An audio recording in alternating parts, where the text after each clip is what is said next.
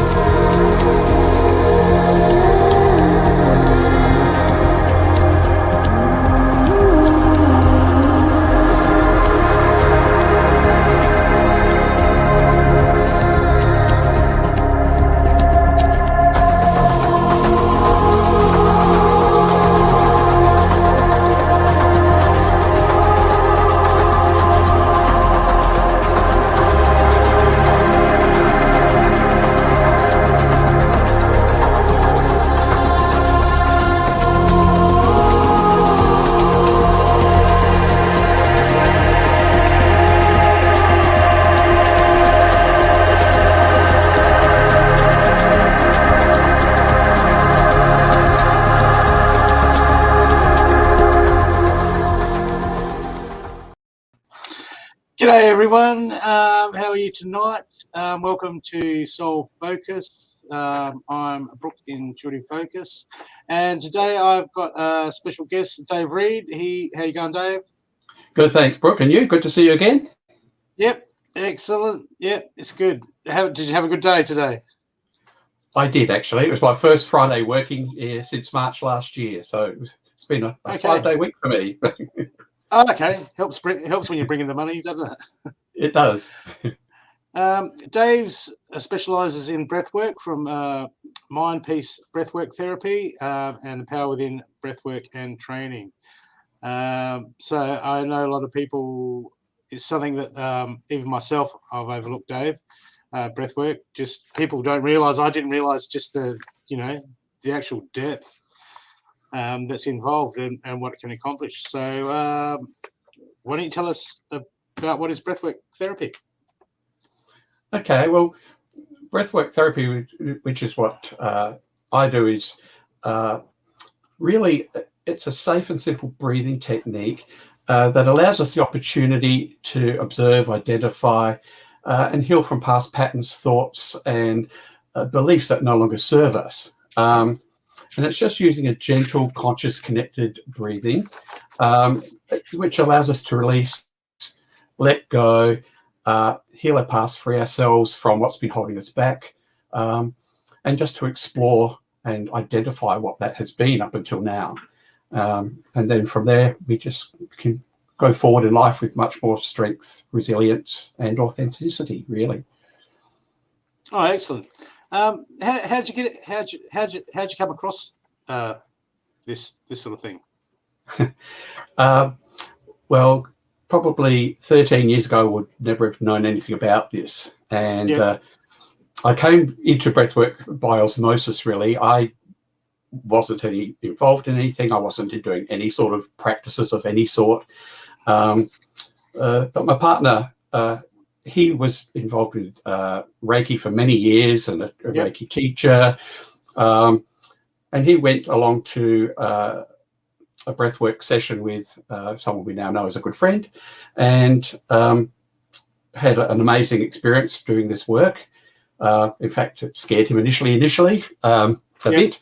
And he then gave it a break, and then he went home to his family in America, had a bit of a stressful time, came back with a frozen shoulder, and doing massage, and that it's very hard to do with a frozen shoulder. So he started doing a bit, So he started going to like a bit of physio, and other things to help try and do it. And the doctor said, well, these clear up after about 18 months or so. And he said, I can't wait that long. Yeah. And then this little voice in his head said, you need to go back and do this breath work. Yep. So he did, and he had an amazing session, a lot of realizations and everything like in the session. And after his first session, he had 50% of his movement back in his arm. Wow. Yeah. That's and amazing. It was. And he went back for a second session 2 or 3 weeks later, and then he pretty much had full movement back. And it just highlights how what we hold in our body, and by doing the breath work, it just allowed him to release that anger and whatever that was causing all that tension in his body. Yep. And from that, he continued doing some more sessions over about 12 months or so. And at the end of that, they both agreed, he and the practitioner agreed that, I think I've done for a while.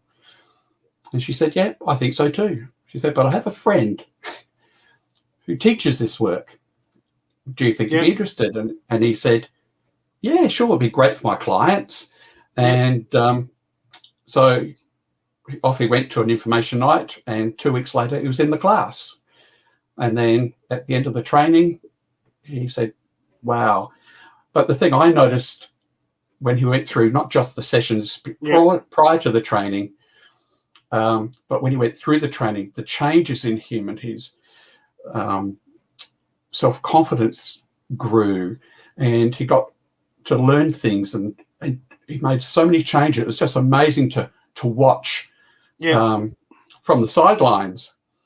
And at the end of his training, he said he was sort of dropping not so subtle hints that I should be doing the training as well.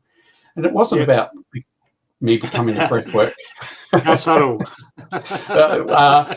Subtle, like not as in putting up the dates of the next course up on the notice board.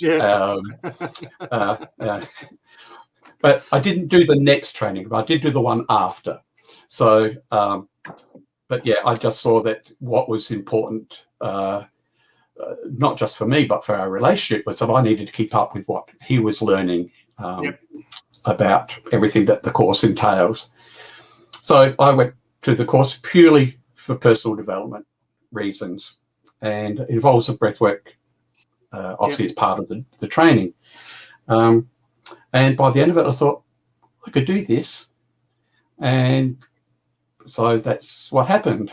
And then a few years later, I did the training to become a trainer for breathwork. So yes, 10 years ago, I had no intention of becoming a practitioner, and now I'm a practitioner and a trainer. So we just never know where life is going to take us. Yeah. No, that sounds amazing. So you went to your first breathwork. Can you, the first time you went, what sort of happened to you then, and what did you what was the changes? Well, I'd already enrolled in the training before I did my first session. Oh, okay. Only because I knew I was going to do the training anyway. Yep. But I did need to have an experience. So I did go along and have one session before the training started. And whilst not really much happened for me at that first session, it was just really getting to know what it was about, how the breathing process worked, that sort of thing. I didn't really have any great revelations in that first session.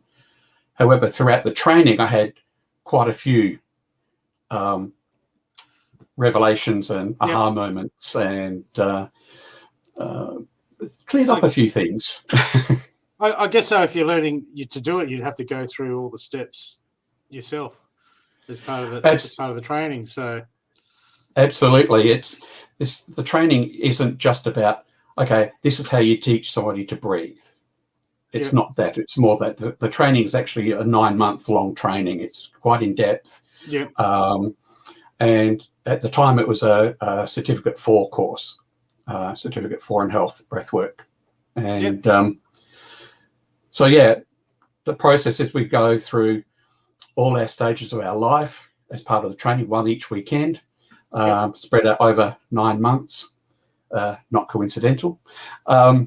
And through that process, we need to heal our own issues around each of the topics. So whether it was around our birth, or it could be about our parental disapproval, our experiences at school, experiences around fear, thoughts about money, sex and relationships, all those sorts of things.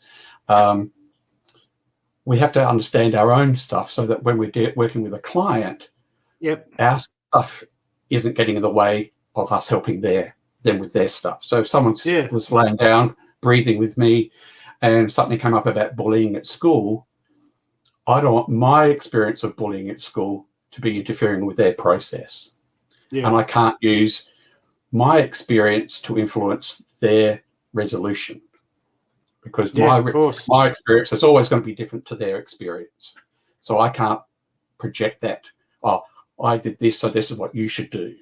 You know, I have to clear my stuff, and now we can clear your stuff.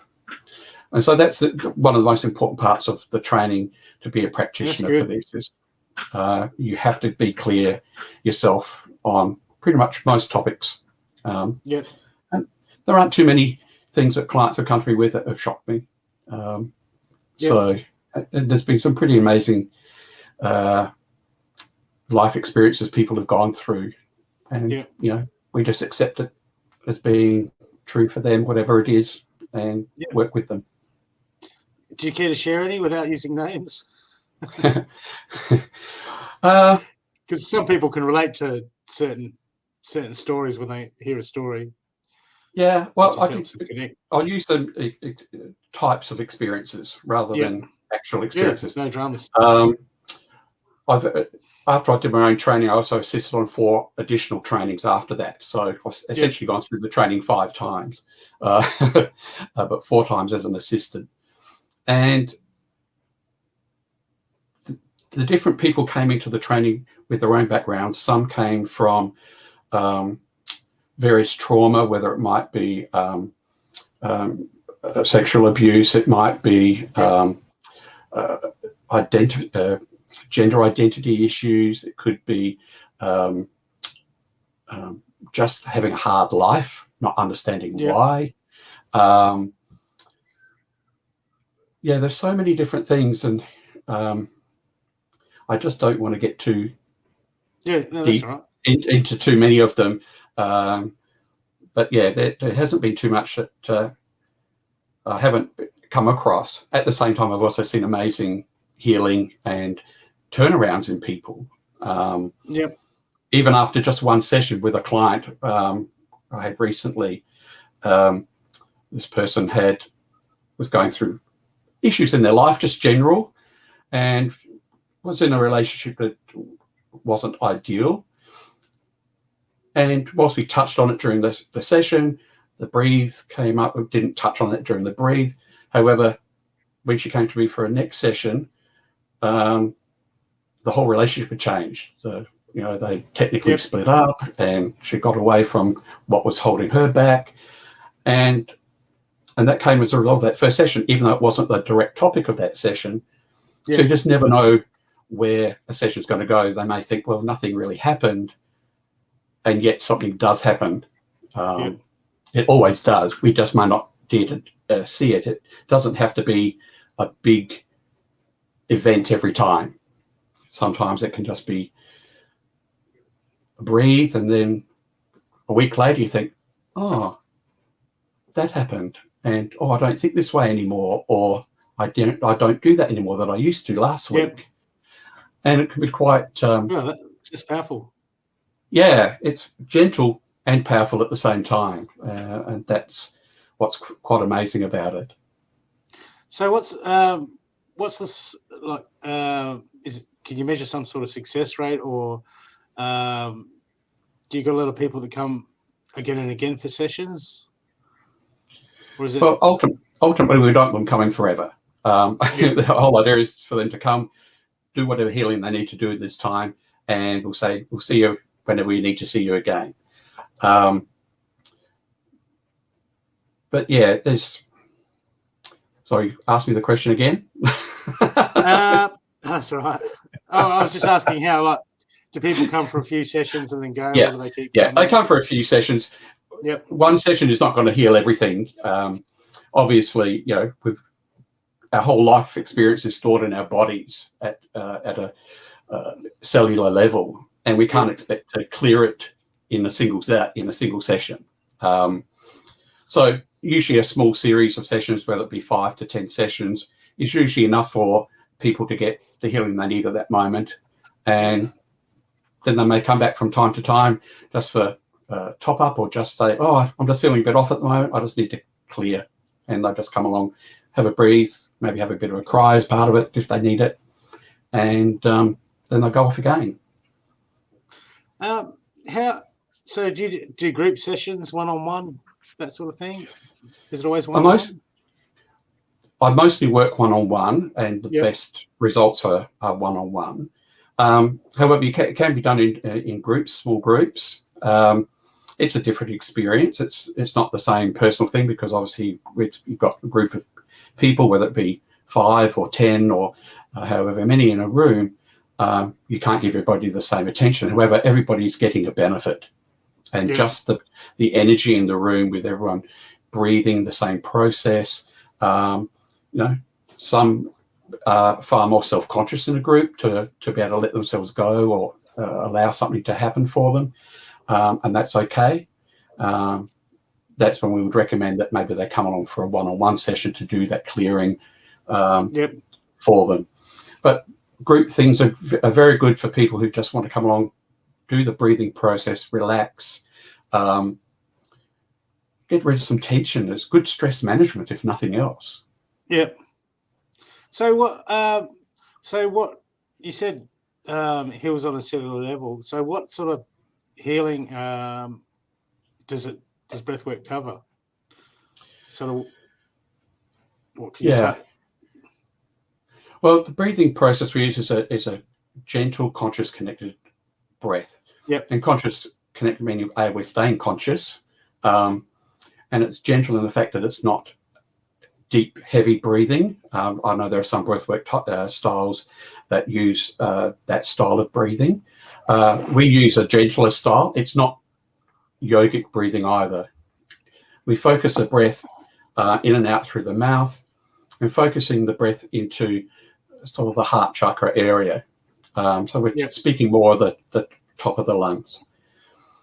And by doing this, we start to oxygenate our body quite a lot. And by doing that, it activates our cells at they start to vibrate at a different level.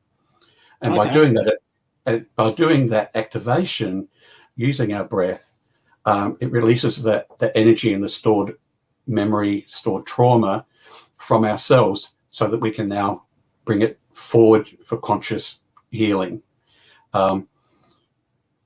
Most of our things, particularly things like trauma, in all forms, whether it be as simple as, or I'll say simple as like an accident, or something far more serious. Even PTSD can be helped through this work. But we need to access the stored memory in our cells to get it to work properly. We can work as much as we like in our head. We can go to psychologists and psychiatrists, and they're all good, and counselors. They're all great to start getting a logical thought process to put things into perspective. But that's not where the pain is. The pain is in here. Yeah. And that's where the healing has to occur. So that's why we focus our breath into the heart area. And we say, breathe into your heart. Imagine breathing into your heart. And by doing that, it allows us to expand and release that through the breath. And once they do that, it can come out in tears, it can come out in laughter, it can come out in all sorts of ways. And yet it's all healing. And everybody is different. So you basically so it's just like a one-stop, or just whatever needs to come out, it'll come out. So it's like, really targets the emotional side and the physical side. I never thought of that about targeting pain and trauma. I mean, we have an energetic body. So what's involved in a session? Well, sessions, one-on-one sessions are, the first session we do is usually about 3 hours in duration. And the first hour is spent where I just get a bit of a background on yourself, your family history, just as it's background information for me, because it may be useful information to know as you do your sessions. I then teach them the process, and then we lay them down, and they do the breathing technique for about an hour. Yep. So it's quite extensive, and people always sort of, when they finish their first session, I say, well, that was an hour, and they say, really didn't seem that long. But to think of it consciously, you think, I can't do this for an hour. Yeah. And yet they do, and they think, oh, that was not what I expected. So we allow them to have the process and allow whatever happens for them. And then once that's over, we then allow time for a debrief. And the debrief is a very important part of the process. Because during the breathing session, we allow them to talk. We sit there and observe them, make sure that they don't fall asleep, because it's a very easy thing to do once you start to relax and you're just breathing. Your body may want to relax and just go to sleep. At the same time, our little egos are saying, you're not taking me anywhere. I'm staying where I am. I'm safe here.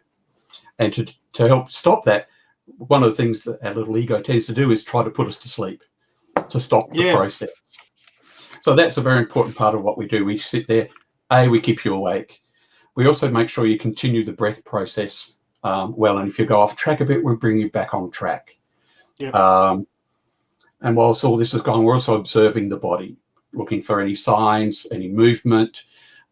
We check in on people from time to time, asking what's going on, and they can respond. They can tell me, I'm having sensations in my leg, or my hands are tingly, I've got a heavy feeling in my chest, whatever that might be, or they may be having thoughts or just visions of color. Each session is different. Everybody doesn't have the same session twice. And once they have gone through that, we've talked them through. If something comes up, we can discuss it at the time and identify. I don't provide them the answers. I pose them questions to find their own answers. And that's very important as well. Definitely. And then once this is done, if it's been an intensive session for them, we make sure we debrief to make sure they're clear about what happened for them and any decisions they have made around that event. And also by the end of it, they're a little bit spaced out as well. It does take you to a different it does take you a different level. So we also have a duty of care to make sure they're back very much grounded again before they leave. I can't say, well, that's the end, see you later, jump in the car, and they're going, it's not safe for them. So yeah, I can imagine. The debrief is very important part of the process. So that's the first session, but subsequent sessions only around the 2 hours. So it's a half hour to chat, catch up how things have been going, the breathing process, and the debrief again. So it's not fast, and at the same time, it's not like going to a psychologist where, oh, sorry, your time is up. See you next time. If something's going on longer than the hour or so, we let it go. We let it keep going, because we can't just cut people off mid-process. So it's not unusual for that to happen. So what sort of, if I was to recommend breathwork therapy to someone, what sort of things, I know can help anyone, but what would be some really good things that people are going through to look at breathwork therapy? The most common things people coming for are usually they're just not happy.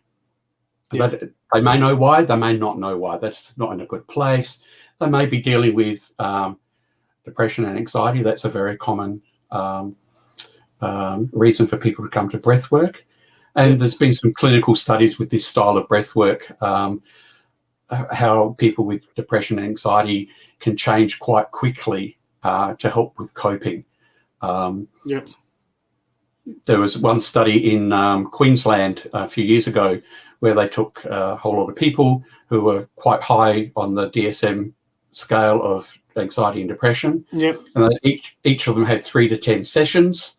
As it was a clinical style, there was no counselling involved. It's purely just the breathing process. And after the initial thing, around 70% of them were back down into the normal range again. And then there was going to be, and then there's going to be further study as to whether how long that was maintained for, how often they would need to do top-ups or whatever was necessary. So yeah, it's that's a very common thing. But people come to me just because they're seeking direction in life. You know, they're just caught in a rut and just seeking direction. So they come looking for clarity. So we help them find that clarity in themselves, find out what's important to them. That's great. What's working for them now, what isn't. And sometimes they don't know consciously even what that is. So the process can help clear the mind, find some focus, because most people don't make that time at any other time to do that. So they're very common processes. But, you know, people, men are particularly very reluctant to do any work on themselves. But when they come to do some breath work, it's usually the first time they allow themselves to do something out of the ordinary. And they find it's a very freeing process, because they come to a safe space where there's not going to be no judgment. It's off the record. It's not like they're going to a work psychologist or something where there's going to be a record of them making a visit to something. It's totally off the record. So they can come and be free, speak freely, emote freely. And for often men, it's sometimes the first time they've allowed themselves to do that. And so that's quite a privilege to be part of that process for these people. And I also have a passion working with the LGBTQI plus community, because they have a lot of the same issues as everybody else, but also they have them in a different way. And having been through my own coming out process, as it was, I have a real affinity for that for people. And I've had some people coming to me with gender identity issues, and that's quite an interesting process to allow them to be themselves and find out who they are, and to be free to just explore that. Exactly. A thought process, if nothing else. So yeah, it's all sorts of different things people come to me for, and sometimes people say, I'm just tense, I'm stressed, I don't know why, or they do know why and they don't know what else to do. They may have tried some yoga or the mindfulness or something, and they're all great day-to-day coping mechanisms. Like all breathing processes, there's so many different ones out there that you can just do on a day-to-day basis anytime when you're stressed. And they're all good and very important. And sometimes that just isn't enough, and they just need to go that deeper process to really release the stress out of the body, just get it out. And if there's a lot of inbuilt anger, we have some very safe anger processes we can take them through to do that in a safe way, because most people let out anger in a not so safe way. Yes, they build a cracking point, and then which is not good for anyone. No, it's not good for them. It's not good for people around them. So yeah, we can find ways to do that safely, and find the real cause of the anger. Because sometimes they think anger is about one thing, but the reality is it's something totally different. It's just that this thing they're thinking of is the trigger for the anger. It's not the core of the anger. So, can you? Is there anything? Can this be done online, or has to be done in person? Or I don't like to work online with this process because it's a very deep and intimate process. And because it can take you into a very out of body experience for some people, or at least very spacey. If they're sitting in a chair and they go into that state, they can easily fall over, hurt themselves, and there's no one there to help them. So I don't do this work online. I don't think it's safe Yep. online. Safe in person, absolutely. Yep. However, I can do talking and counselling online, of course. Yep. If people say, look, I'm not sure what to do, or if they're an existing client who said, look, I don't need to breathe, but I just need to talk, we can talk. Whether it's on the phone or online doesn't really matter. And yeah, I have a friend who he rings me when he's having a really tough time, and we just talk. And and I have times that literally, figuratively speaking, talked him off the ledge. It's been that deep, and that's a privilege, and to be able to have that situation to do that. So, So, do you give people exercises to do at home, like anything like that?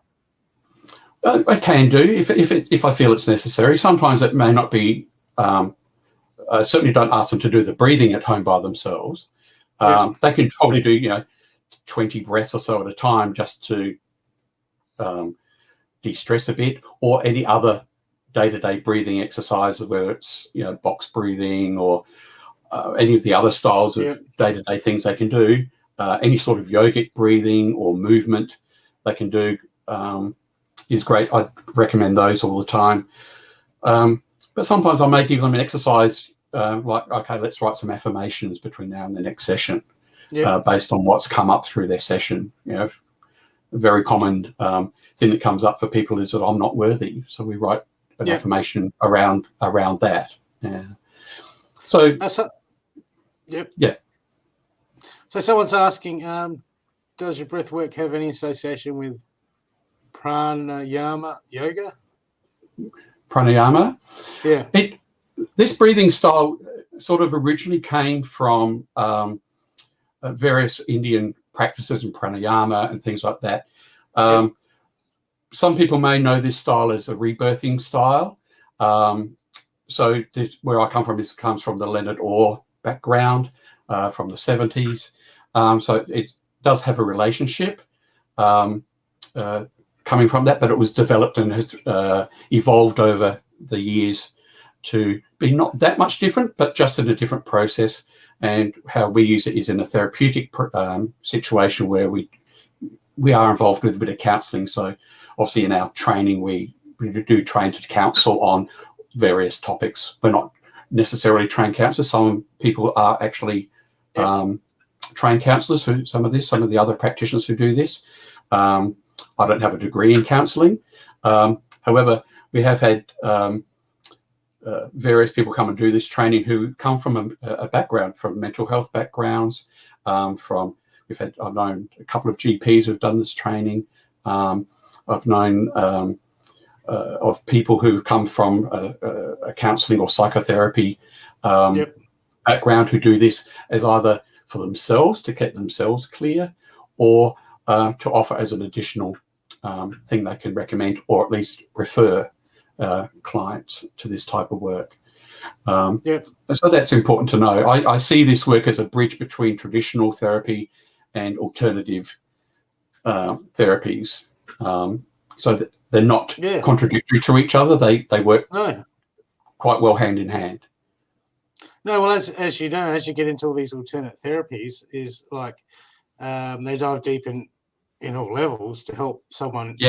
For someone heal. Like, because we know that traditional stuff works for some stuff and doesn't have a much a success rate in others. And but when you can combine it all together, we can pretty much just fix the problem. I mean, it's interesting how. I mean, I'm not having a go at mainstream, because I know I've met a lot of mainstream doctors that are just at odds end. Like, what do I do? What do I do with this? I can't just prescribe another drug. And many doctors are becoming very conscious about not wanting to prescribe because they know that it's not actually going to do them any good. It may help them short term, but they know long term it's not really what they need. It will get them over the hedge in the short term. and they're not keen on doing it. So they want other things to be able to offer people that may not involve drugs or other therapies that may not be congruent to their condition. So yeah, it's very much something that works hand in hand. Well, they just treat the symptoms. They don't solve the initial, work to solve the initial problems. And when you look at the GPs who are very busy, and certainly in the last couple of years with the pandemic, they've been under a lot of pressure.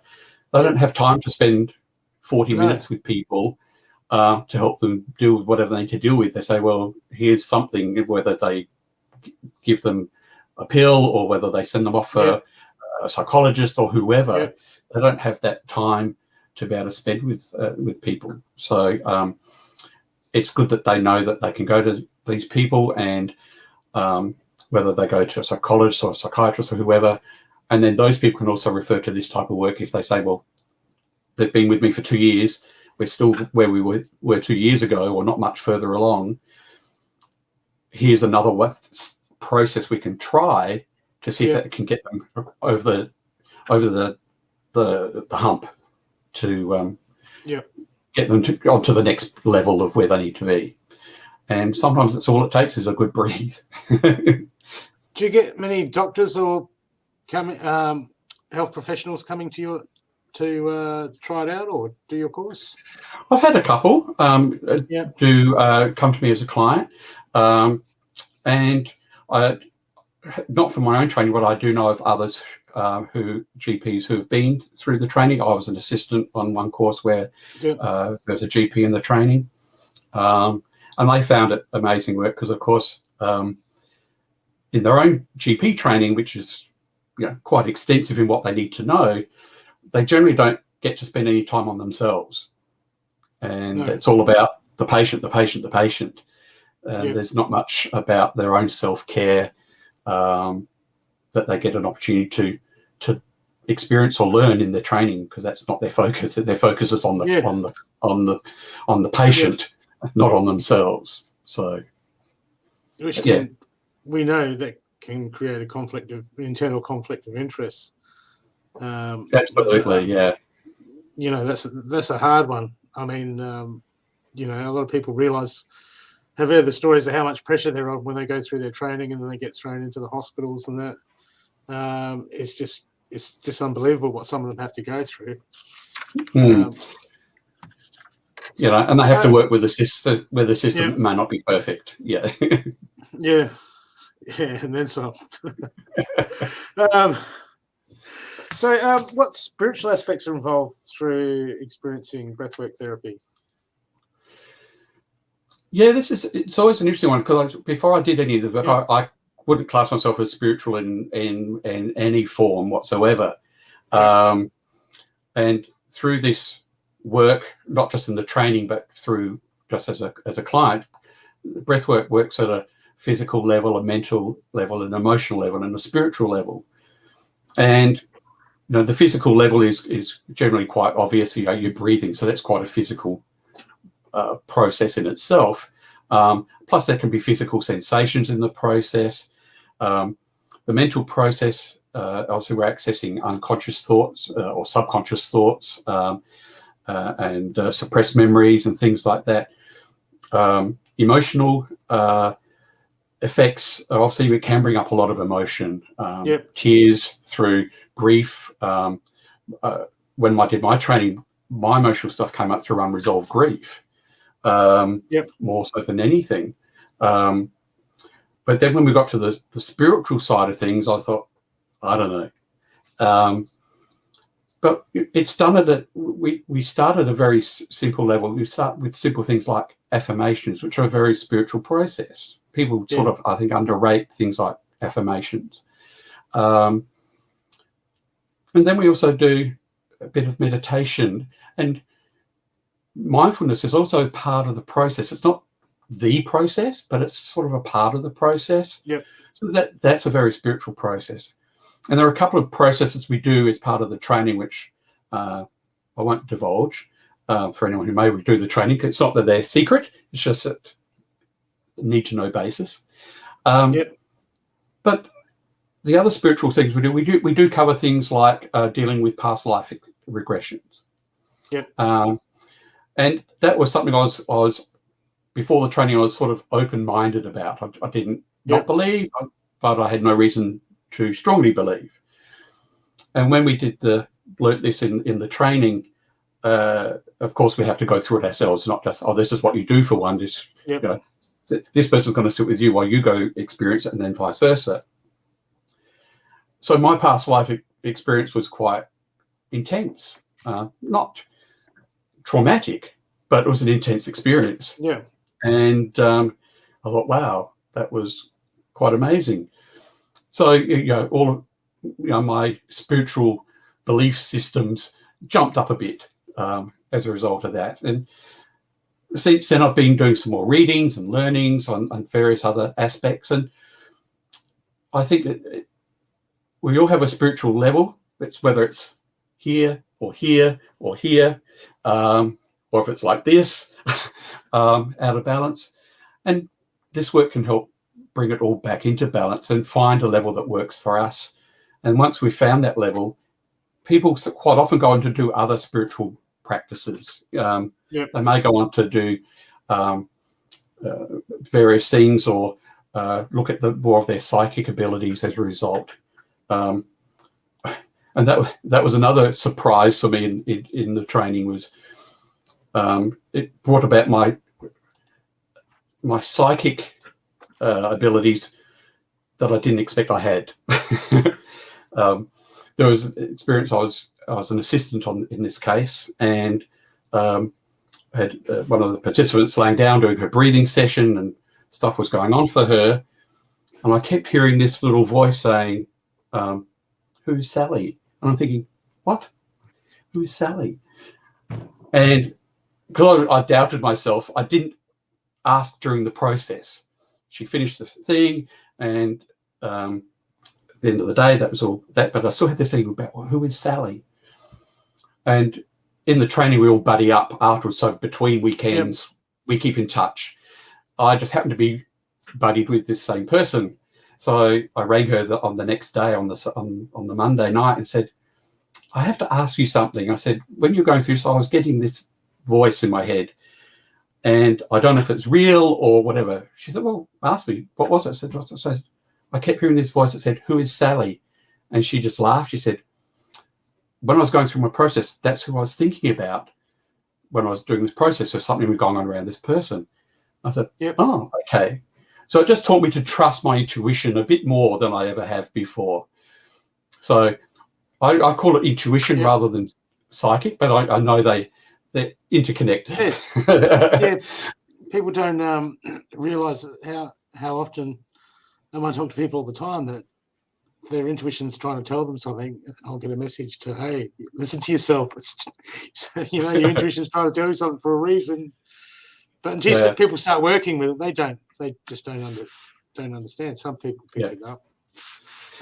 So now I do listen to that voice a lot more.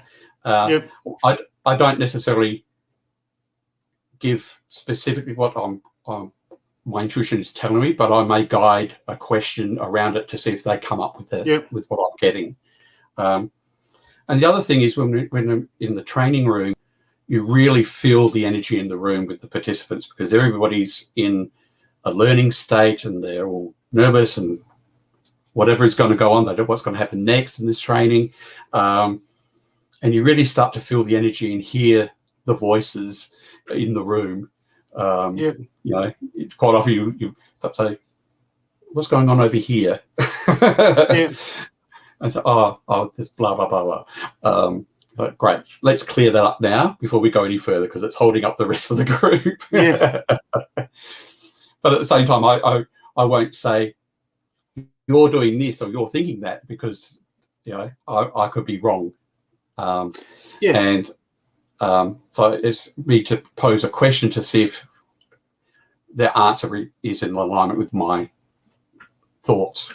If you tuned in.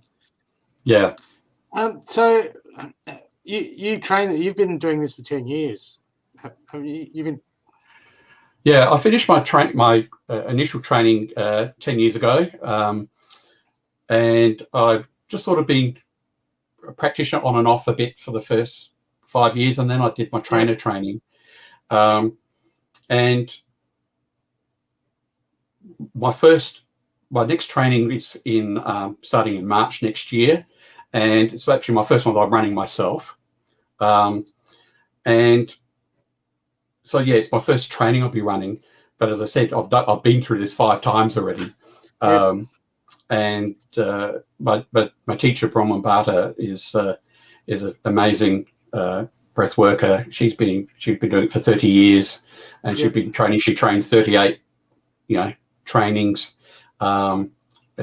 here in other states, and I've had a good teacher, and I'm very confident in what I can do and the processes, and this is, as I said before, this used to be a Cert 4 training, and it's not accredited at the moment because the cost to keep it accredited is a bit prohibitive these days. But the training is the same as it was. In fact, it's been updated to keep it current with new information, and that's been come out since. So nothing's been taken out of the training; it's only been enhanced. But yeah, it's full on. I'm really excited about running it, and it is a big commitment, not just for me, but the participants as well. It is a full 9-month training, so it's not just a weekend come and try thing. Here's a bit of information, go away, thanks very much. It's a full on course. It's a whole journey. It's a journey of self-discovery, and as I said before, it takes us through our whole life. The first weekend is a whole lot of general stuff and setting up for the training. Then we talk about birth and conception. We talk about parental disapproval syndrome. We go into our education experience, and that's not about how well we did at school. It's about were we bullied? What did our teachers tell us? That did our teachers tell us, "Oh, you can't draw for peanuts. You'll never be anything." We then do fear. We talk about money. We talk about sex and relationships, and we talk about death and spirituality. And then the final weekend is a wrap up and a graduation of the course. So it is a full journey. So yeah, I'm excited to be able to run it, and looking forward to those who can come and do it. So you do this in Adelaide? I assume there's people all around Australia that can do it, because this show goes all over the place. This training is only done in Adelaide at the moment. I will be taking it interstate down the track, obviously, once our borders are open and stable. So it has been run in Melbourne in the past, and we're open to doing it elsewhere. There's currently just the 2 of us who are in Adelaide running this training, who can run this training. And there's a few others interstate who have now sort of retired from doing the training, this same training or very similar training. There are various breathwork courses around, but very few are this comprehensive. They're not all as comprehensive as this. And so you get the results and are able to go deeper and just really... we make sure it's not just about learning how to be a facilitator. It's about being an actual practitioner, a therapist, and being able to confidently take people wherever they go and take them out the other side. Because it's all very well teaching or learning how to teach someone to breathe. Okay, let's breathe, and then they go off into a process, and they think, "Oh, now what do I do with it?" I have actually seen that at a different course I was in. It was nothing to do with breathwork particularly, but I did have someone come and do this breathwork type session. And because I've done the training, I was okay with sitting there just breathing or laying there breathing. But someone else in the room started going into a process and emoting a lot. nothing was done with that person. And myself and my partner were both there at the same time. We thought, is anyone going to help this person? Because to us, it was obviously needed help, not to fix them, but to help them through the process. I know that person was was a bit angry, I think, afterwards about not getting any help through the process. And because that person knew how to teach people how to breathe. Yes, breathing is great, and that's great. But if they're going to process, you need to be able to get them out of it as well. Yeah. I mean, you can bring something to the surface, but you've got to let them know how to release it. Otherwise, yeah. Awareness isn't healing in itself. It's great to bring up the awareness. It's fabulous. Great job. But it's got to go somewhere from that, because awareness alone is not healing. Yep. It's the first step of the process. So you do you train this and do healing. How often do you do healing classes, and how often do you do just therapy classes? How do you usually structure that? Okay, from a class point of view, the training I tend to only run one at a time, so once a year or so, because it's such a big commitment, energy-wise. You're not just with these people on those individual weekends, 4 weeks apart. Your energy is with them through the entire 9 months. That's quite a big energy. It's not a drain, but it's there. And but I do run at the moment twice a month a Breathe in the City event, where it's just an event in Adelaide CBD. People come along and we talk about a couple of different day-to-day breathing exercises they could be doing, stress management, particularly people who work in the city, or it doesn't matter where they work, but at work especially, where they get stressed and everything like that. So we teach them stuff they can do at their desk, or on the bus going to or from work, or go off to the toilet and do it in the toilet to just de-stress. So a couple of simple breathing techniques, and they can do day to day. And then we just give them a short experience of the breathwork therapy technique. However, obviously, because it's a small group, not many people tend to go into too much of a process. But obviously, if someone did, we're there to help them through it anyway. So we do that a couple of times a month. At the moment, we've got one coming up next Tuesday night, the 23rd of November. And we've got one more after that for the year. Then we'll have a break, and then we'll start up again in January, February 22. And I can also run other workshops. I can do corporate things along the same style of the Breathe in the City event, so just an hour or so. And I will be running some other workshops on specific topics, not necessarily specifically breathwork, but are related to breathwork. So I can run things about resilience, because that's one of the biggest benefits I find of this course, is you build a personal resilience through this process. But we can do a workshop on resilience in itself, just a day workshop, and various other topics we've done in the past, stress management related stuff. Oh, good. So is there what do you recommend people do on a day-to-day basis with their breath work? Is there any tips you can give anyone? Oh, absolutely. The most important thing is obviously keep breathing. Number one, keep breathing. But also, with saying that, the serious side of that answer is that allow yourself a few minutes every day, and not just once a day, but several times through the day. Just stop and then become aware of your breathing. Are you breathing shallow? Are you breathing in and out through your mouth? Are you breathing heavily because you're stressed? And then just stop for a few minutes. Just slow down the breath, slow down the mind, and then allow yourself to go back to what you're doing.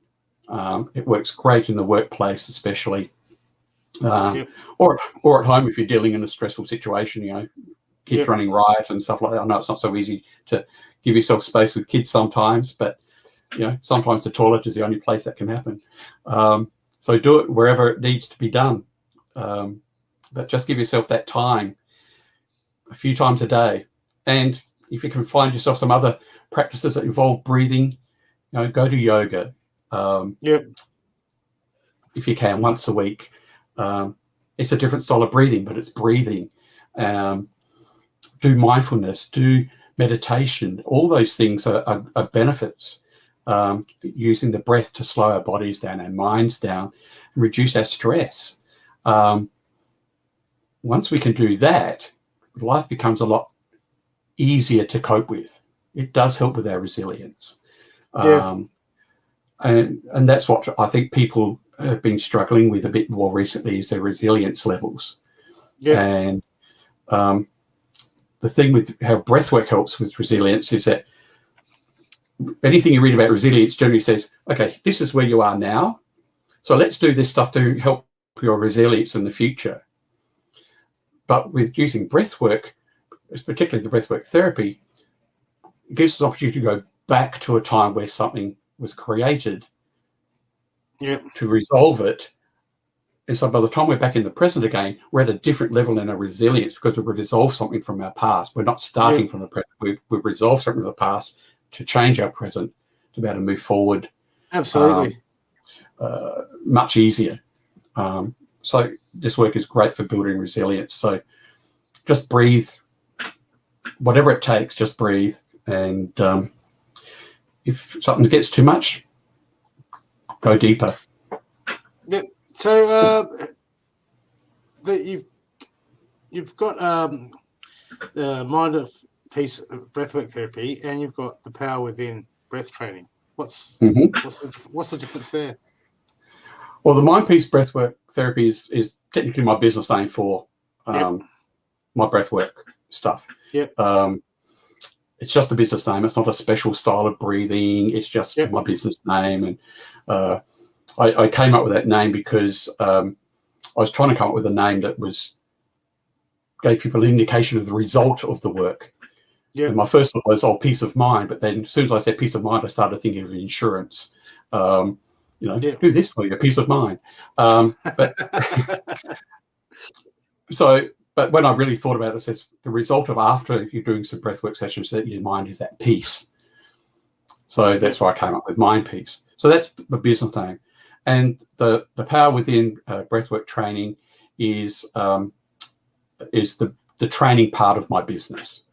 So that's the name of the course, and the course is designed for people who just want personal evolution, or people who want to become a breathwork practitioner themselves. It is a practitioner training. It was originally designed as a practitioner training, but most people did the training purely for their own personal evolution. The good news is it's designed that you achieve both. And if you want to become a practitioner, you can. There's a bit of extra work we do with anyone wanting to become a practitioner, but there's no extra cost for that. That's ongoing mentorship. But people just usually do it for their personal evolution. And those who have been through this training can also then become part of the Australian Academy of Breathwork. And all the people who are involved in that are only people who've been through this training, whether they're practitioners or just people who've just been through the course. And we do some social activities from time to time and just get-togethers. We have a conference usually when there's no pandemic on. And it's a way of keeping connected with people who've been through the same experience.